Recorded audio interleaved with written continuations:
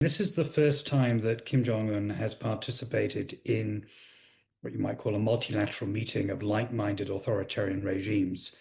In the past, President Kim, of course, has met bilaterally, both with President Putin, who he met in 2023, just 2 years ago, and with Xi Jinping in 2019, 6 years ago. So you can see what this means in terms of the symbolism and the timing. But of course, from the point of view of the international community, it's the relationship between Moscow and Pyongyang that has been perhaps the most striking in recent months. That's partly because, of course, North Korea has provided material support in the form of some 10,000, some would say larger number of North Korean forces, perhaps as many as 13,000 in the war in Ukraine. And that represents an important security partnership.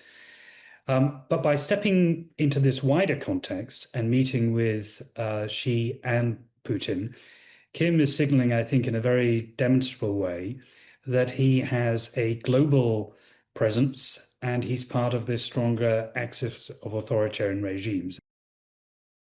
And at a time, of course, when the Western alliance has been weakened by the more transactional approach of Trump 2.0, the perception that Donald Trump is less interested than his predecessors in supporting the international rule-based order and is in fact far more focused on developing policies that are exclusively for the benefit of the United States.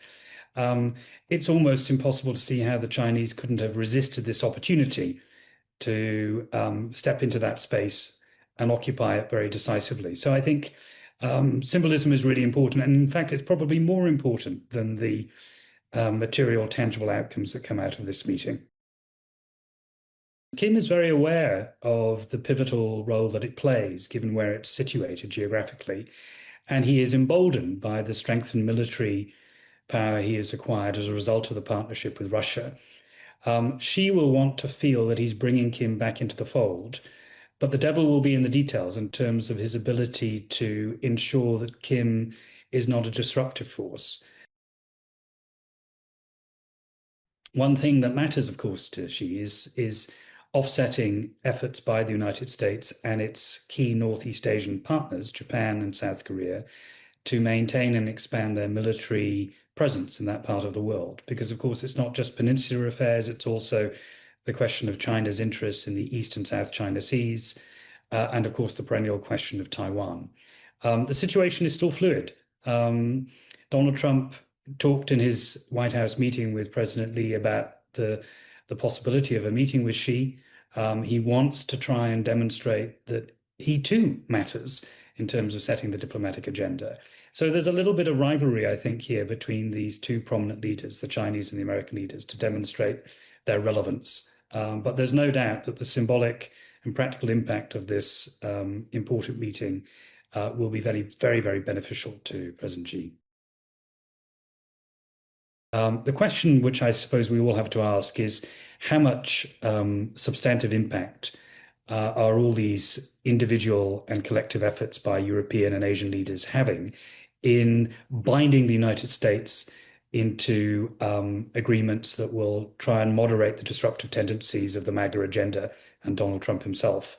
And how much out of that process can we see the emergence of new partnerships between countries that have formerly placed primary reliance on the United States? Because the long-term consequence of Donald Trump's more transactional approach is that individual states now recognize that they have to build their own more effective structures in meeting their own security and economic priorities in their respective regions, and in some ways also across their respective regions.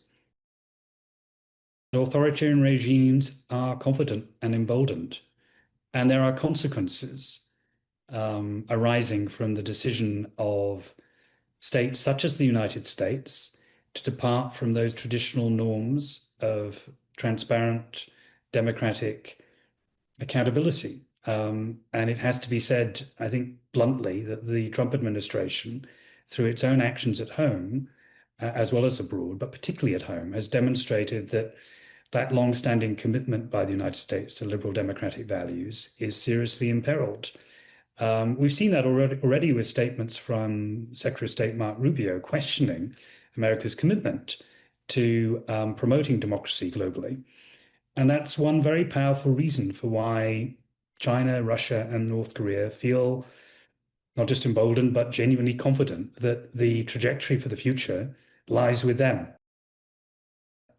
And it's incumbent upon ordinary citizens in liberal democratic states to keep that in mind and recognize that things that we've taken for granted, perhaps for the last 80 years or so since the ending of World War II, are now seriously at risk. So keep an eye on what these authoritarian regimes are doing, keep an eye on the rhetoric, and recognize that if you don't protect your values at home, it will have consequences for you abroad.